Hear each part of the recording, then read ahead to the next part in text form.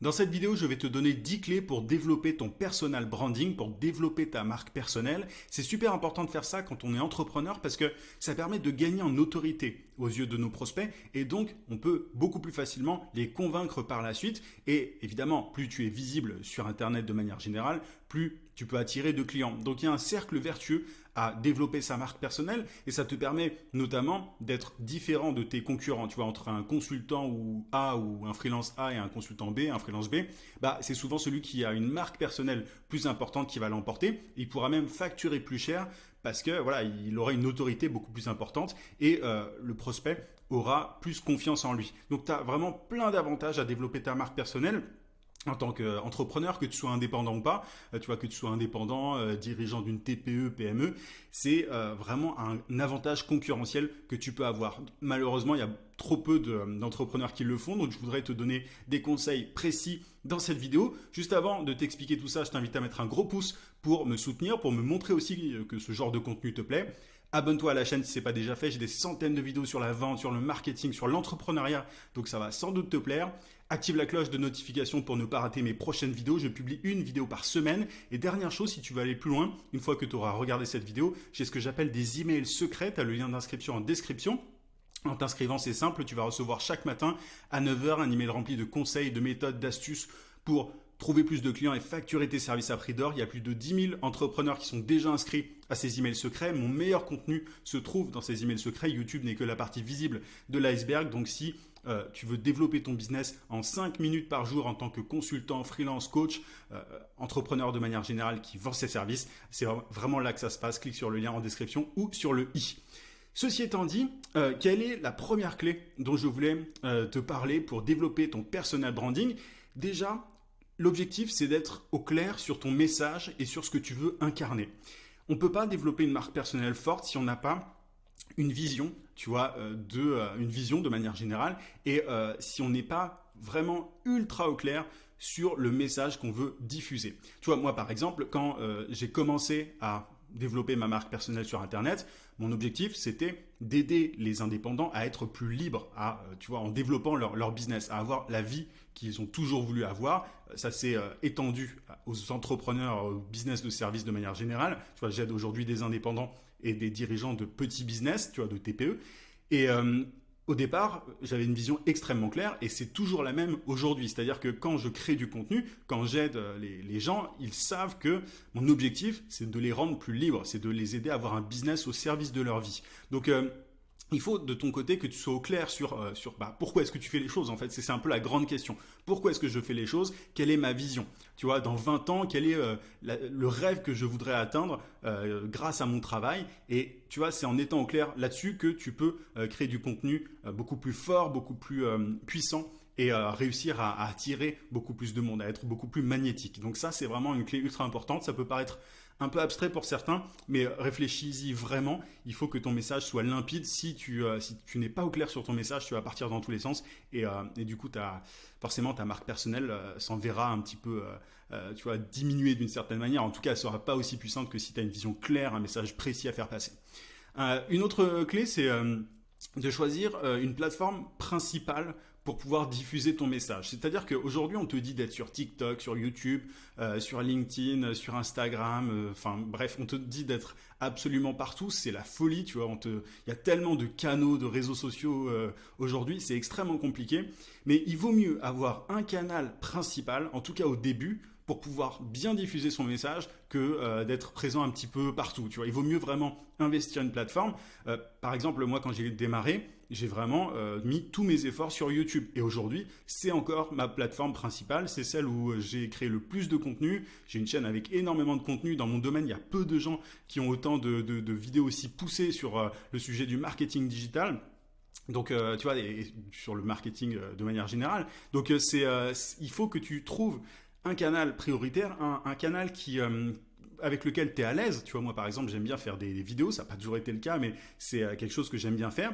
Et un canal sur lequel il y a ta cible. Moi par exemple, je sais que les personnes à qui je m'adresse sont sur YouTube. Elles ne sont pas forcément sur TikTok, en tout cas pas pour le moment, même si je publie un peu sur TikTok de temps en temps. Mais c'est pour ça que je me suis focus, vraiment concentré sur YouTube. Et j'ai continué. Ne va pas absolument partout juste parce qu'on te dit qu'il faut être partout. Vraiment, tu dois commencer par un canal principal et ensuite tu peux aller un peu plus loin. Mais ça attendra, tu vois. Tu feras ça après quand tu seras déjà solide sur une plateforme. Parle aussi, troisième clé, à la personne que tu étais il y a quelques années. Ça, c'est une astuce que peu de gens donnent, mais pour pouvoir avoir un propos vraiment fort, un message puissant, une marque personnelle du coup encore plus puissante, c'est essentiel. C'est-à-dire que moi, souvent, quand je fais des vidéos, je m'adresse à la personne que j'étais il y a quelques années qui ne savait pas tout ce que je sais aujourd'hui sur le marketing, tu vois. Et donc, d'une certaine manière, je pense, tu vois, je parle à mon moi qui avait 26 ans, 27 ans par exemple, ou 25 ans quand je me suis lancé en tant qu'indépendant.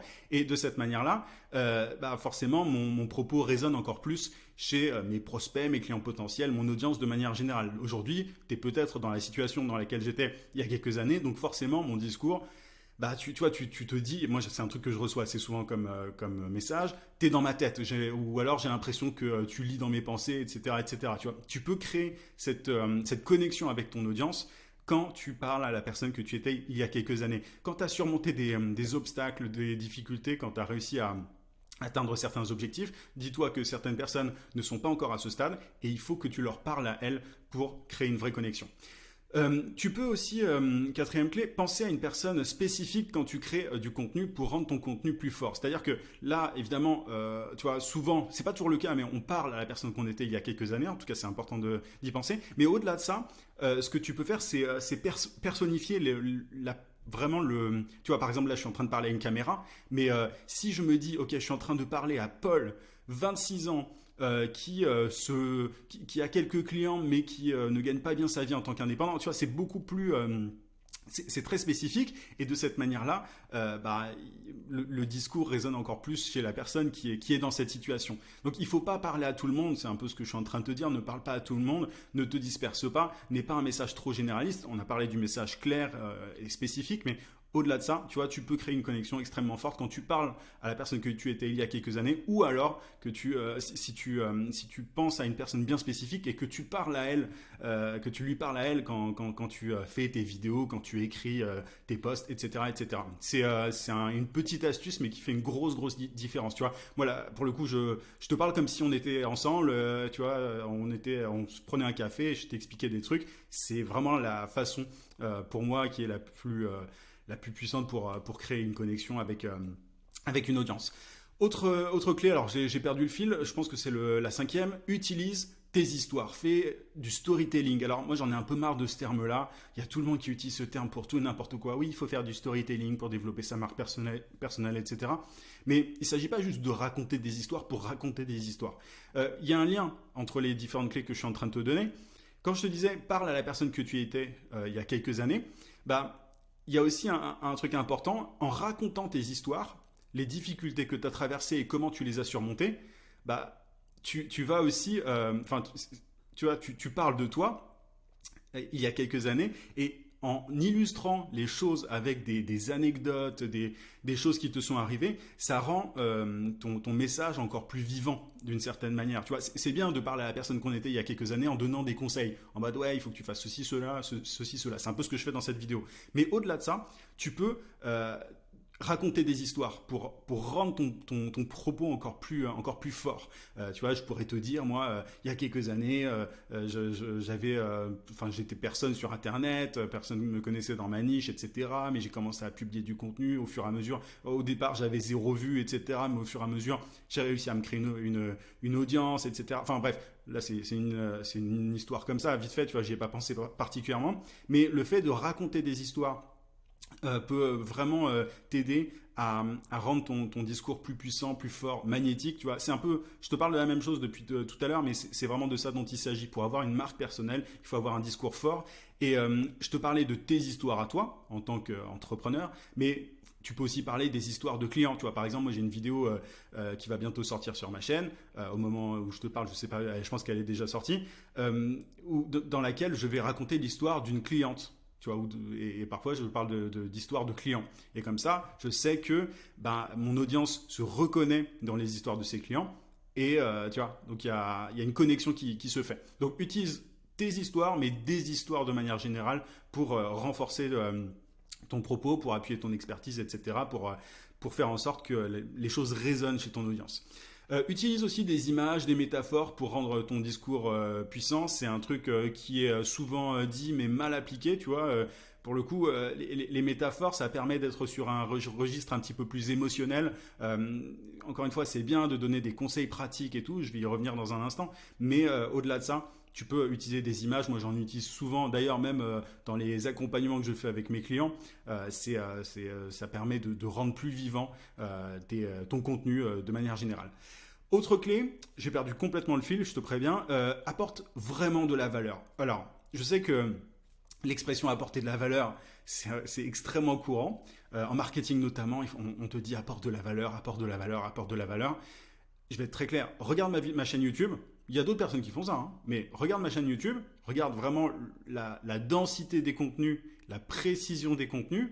Tu verras ce que je veux dire quand je parle d'apporter de la valeur. Il s'agit de vraiment aider ton audience à tel point qu'il faut qu'elle se dise mais enfin c'est ouf ce que tu fais, tu vois. Là il y a quelques jours on me disait tu fais un énorme boulot, voilà. Enfin tu vois, j'avais un commentaire comme ça m'arrive souvent parce que j'essaye vraiment d'aider mon audience. Je suis pas juste en train de raconter des histoires, tu vois. Je t'ai parlé de storytelling juste avant. Il faut pas que ça occulte le fait que tu dois apporter de la valeur. Il faut raconter des histoires, avoir un discours puissant, etc. Mais il y en a qui s'arrêtent là, qui ont un discours inspirant et tout.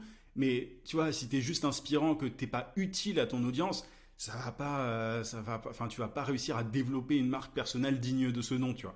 Donc il faut que tu apportes de la valeur, que tu sois utile, pas que tu restes en surface comme beaucoup trop de personnes. Tu vois, il y a plein de vendeurs de rêves sur Internet qui s'arrêtent à des discours inspirants en mode ouais, tu peux le faire, tu peux y arriver. Moi, j'étais SDF avant, maintenant je suis devenu multimillionnaire. Enfin, tu vois, ça on s'en fout, quoi. Enfin, il faut vraiment aller un cran plus loin.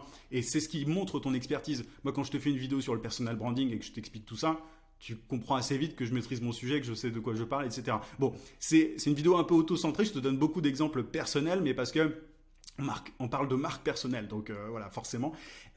Autre clé, alors ça va paraître bidon, il y a plein de gens qui disent ça, mais sois vraiment sincère et authentique. Alors, c'est vraiment ultra connoté cette expression sincère et authentique. J'ai essayé d'éviter de l'utiliser, mais d'une certaine manière, c'est quand même important, dans le sens où les gens voient quand tu triches, quand tu mens. Faut pas se donner un rôle, tu vois. Moi là, je te parle encore une fois comme si on était à une table de café, qu'on était en train d'échanger. Et je suis comme ça dans la vraie vie, tu vois. Je parle vite aussi, je suis un peu hyperactif. Je suis comme ça naturellement. Donc quand tu fais des vidéos, que tu crées des posts, des publications, peu importe le format. Sois toi-même en fait. Ne joue pas de rôle parce que les gens ils se connecteront beaucoup plus facilement à toi. Et ta marque personnelle en ressortira grandie. Mais n'essaie pas de feindre l'authenticité ou d'en faire trop, tu vois, de surjouer le truc. Ça se voit. Regarde sur Internet les gens qui la jouent cool, etc. Et qui en fait clairement se donnent un rôle. Il y en a des tonnes. Donc sois toi-même. Tu vois, moi je fais même pas de cut dans mes vidéos. Je m'embête pas à faire de montage, à déléguer ça à un monteur ou quoi que ce soit. Je parle d'une traite comme ça, voilà, en 10-15 minutes. Et c'est réglé. Et comme ça, il y a aussi une connexion qui est plus importante. Tu n'es pas obligé de faire exactement ça, mais voilà, le truc, c'est d'être sincère, d'être toi-même, quoi. Autre neuvième clé, là pour le coup, si je ne me trompe pas, sois régulier dans ta création de contenu. Il y a beaucoup de gens qui se disent ok, je vais développer ma marque personnelle, je vais publier du contenu et tout, et ils s'arrêtent au bout d'un mois ou même pas, parfois 2 semaines. C'est dommage de faire ça. C'est-à-dire que la création d'une marque personnelle, c'est un travail de longue haleine. Moi, j'ai publié au départ sur YouTube, je publiais 4 vidéos par semaine. Là, ça fait depuis fin 2016 que je publie sur YouTube extrêmement régulièrement. Je publie depuis très longtemps, au moins une vidéo par semaine. Au départ, c'était 4 par semaine, ensuite 2 par semaine, il me semble. Et maintenant, une vidéo par semaine. Mais tu vois, ça fait des années que je fais ça. Et je te parle même pas des autres réseaux, de ma newsletter quotidienne, tu vois, dont je t'ai parlé avec le lien en description. Hop, je t'en parle rapidement là. Mais tu vois, j'envoie un email par jour aujourd'hui avec de la valeur à mes abonnés, etc. Donc, il faut que tu sois régulier parce que plus tu es régulier, plus tes prospects vont voir ta tête, enfin vont te voir, vont te reconnaître de manière générale, même si tu fais pas de vidéo. Hein. Et de cette manière-là, il y a une proximité qui se crée. Donc, c'est vraiment dans la régularité que ta marque personnelle grossit quoi, simplement. Et dernière clé, créer un univers, je vais y arriver, visuel, fort et cohérent. Alors souvent quand on parle de marque personnelle, tout le monde pense à ça. Tout le monde se dit, ah, il me faut un logo, etc. Franchement, c'est le dernier truc. J'ai fait exprès de mettre cette clé à la toute fin de cette vidéo parce que c'est pas le plus important. Le plus important, c'est tout ce que je viens de te dire. Et ensuite, évidemment, il faut que tu aies un univers visuel fort, etc. Tu vois, même moi aujourd'hui, c'est vraiment pas le truc sur lequel j'ai mis le plus l'accent. C'est-à-dire que là, je suis en train, au moment où je te parle, d'améliorer un peu mes miniatures YouTube, etc. J'ai une couleur de marque depuis longtemps, mais c'est pas le truc qui est arrivé dès le départ, tu vois, c'est pas le premier truc que j'ai choisi. Donc ça vient à la toute fin. Le plus important, c'est le discours, c'est la connexion avec ton audience. Et voilà, après tu as l'enrobage, tu vois, tu as le paquet cadeau, mais c'est pas le logo, etc. C'est vraiment pas l'essentiel, si tu veux. Donc voilà pour les 10 clés. Je pense qu'il y en a 10, il me semble, si je me trompe pas, pour développer ta marque personnelle, ton personal branding. J'espère que ça t'a été utile. Mets un pouce si c'est le cas. Dis-moi si j'ai oublié d'ailleurs des clés, tu vois, peut-être pour développer ta marque personnelle. Peut-être que tu as fait des choses dont j'ai pas parlé. Et puis, je te rappelle que si tu veux aller plus loin, si tu veux recevoir mes conseils chaque jour pour développer ton business en 5 minutes quotidiennement, tu as mes emails secrets en description. Tu as le lien. Tu peux aussi cliquer sur le i. Je te souhaite plein de succès et je te dis à très vite pour un prochain contenu.